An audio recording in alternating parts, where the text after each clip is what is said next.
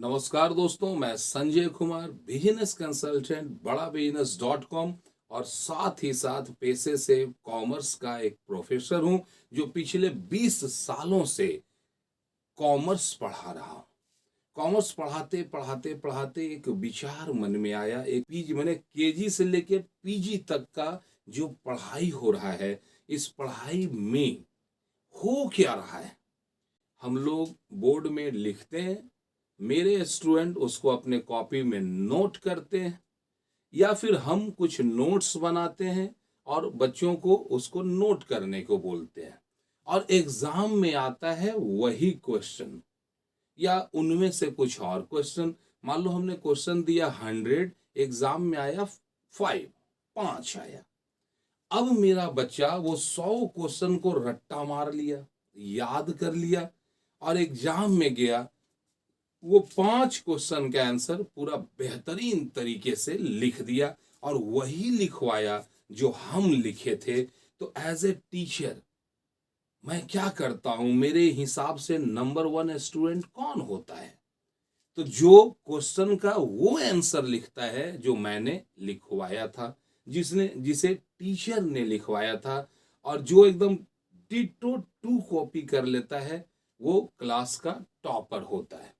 और यही स्टडी का पैटर्न ऑल ओवर इंडिया के हर एजुकेशन में होता है, चाहे वो सीबीएसई बोर्ड हो, चाहे वो आईसीएसई बोर्ड हो, चाहे या कोई स्टेट बोर्ड हो। लेकिन इस सिस्टम का बुराई क्या है, यहाँ पे आफत क्या हो रहा है? यहाँ ये हो रहा है कि मेरा बच्चा समझा क्या, इस पर कोई वर्क नहीं हो रहा है। हाँ, बस ये हो रहा है कि मेरा बच्चा रट्टा क्या मारा, याद क्या कर रहा है।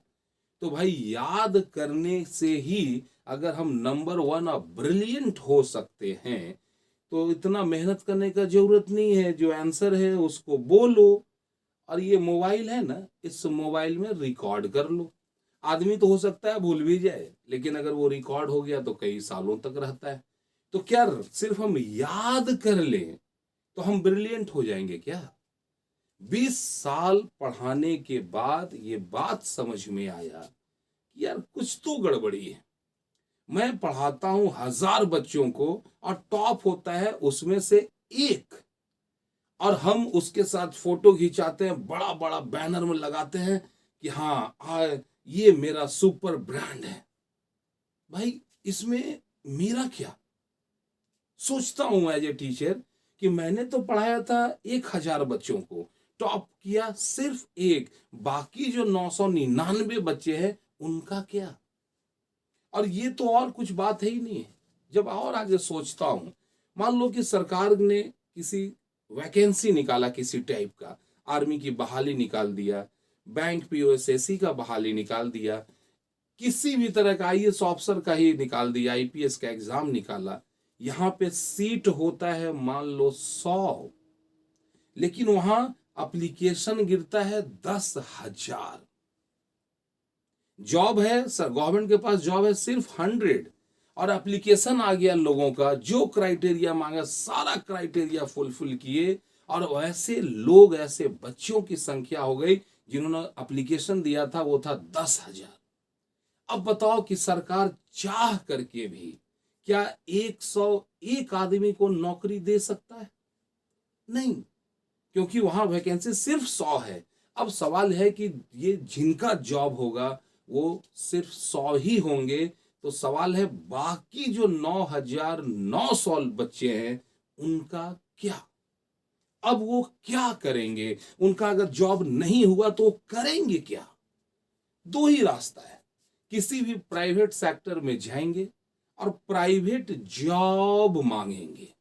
जब वो प्राइवेट जॉब मांगेगा, उसी के साथ पढ़ा हुआ लड़का, चाहे जिस तरह से भी हो, एक ऑफिसर बन चुका है, वो लाल बत्ती से गुजर रहा है, और एक प्राइवेट नौकरी में 10,000, 15,000, 20-25,000 का नौकरी करने के लिए मजबूर है, उसके दिल पे क्या बीतता होगा? अगर कुछ लोग ऐसे भी होते हैं बच्चे, जो जिनको जॉब भी नहीं मिला, प्राइवेट में भी नहीं जा पाए, तो वे अपना खुद का धंधा करते हैं, बिजनेस नहीं धंधा करते हैं।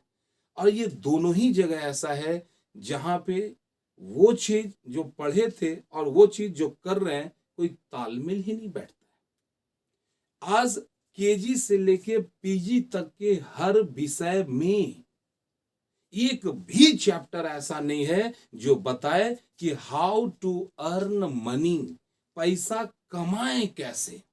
किसी भी चैप्टर में नहीं है। अगर आपको मिला है कोई ऐसा चैप्टर तो मेरे को व्हाट्सएप करना इसी नंबर पे। कहीं भी नहीं है। बच्चा मेरा 15 साल 20 22 24 साल तक पढ़ता है, उसमें एक जगह भी नहीं बोला गया है हाउ टू सेल, बेचें कैसे।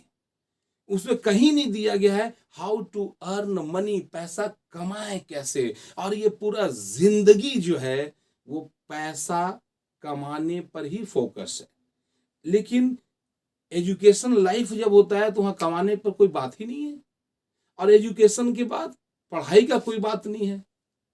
ये दोनों जिंदगी बड़ा अजीबो गरीब रंग लेके आता है।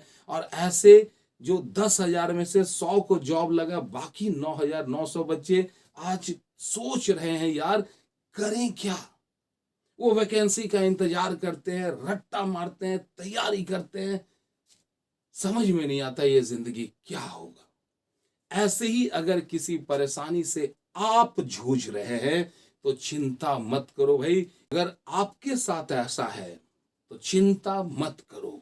इस दुनिया का एक बिजनेस स्कूल बड़ा बिजनेस .com, बड़ा बिजनेस गुरुकुल आपका इंतजार कर रहा है, जिसके फाउंडर सीईओ पूरे एशिया के नंबर 1 बिजनेस के motivational speaker doctor Vivek Bindra. अगर आप भी ऐसे ही किसी समस्या से गुजर रहे हैं, कैरियर को लेकर के टेंशन में हैं, डाउट में हैं, तो चिंता नहीं करें।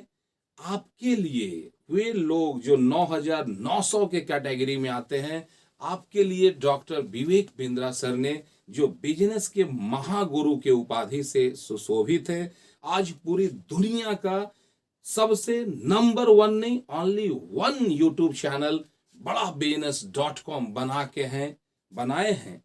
और इसमें हम लोग बिजनेस करना सिखाते हैं। आप भी अगर सोच रहे हैं कि मैं क्या करूं, तो 100 डेज का चैलेंज है आपके लिए।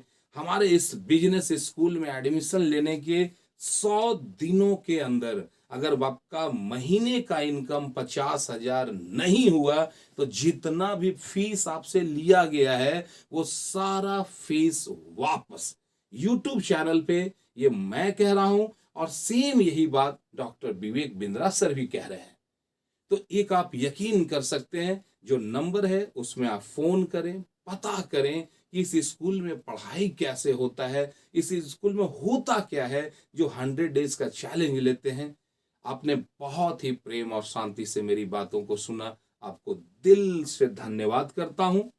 और याद रखना दोस्तों, अगर मन में सवाल हो, डाउट हो, कंफ्यूजन हो, इस नंबर पे कॉल करें, पता करें विवेक बिंद्रा के इस स्कूल के बारे में और कैसे एडमिशन लेते हैं, क्या प्रोसेस है, इसको सीखें।